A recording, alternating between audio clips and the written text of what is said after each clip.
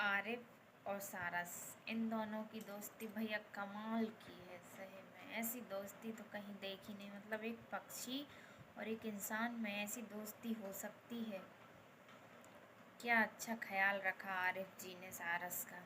उनके साथ ऐसा नहीं होना चाहिए था। उनने कैद करके नहीं रखा सारस को, बहुत अच्छे से रखते थे वो, अपने एक छोटे बच्चे के जैसे उसको पाला, साथ में खाना खिलाते थे। कैसे वो कैद में रख सकते हैं उसको। उस सारस के बिना आरफ जी का बहुत बुरा हाल है। कैसी दोस्ती है इनकी,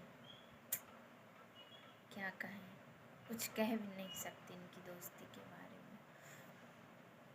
वाह, एक पक्षी से इतना प्यार, कमाल है। सारस तो इनको मिल जाना चाहिए, साथ देना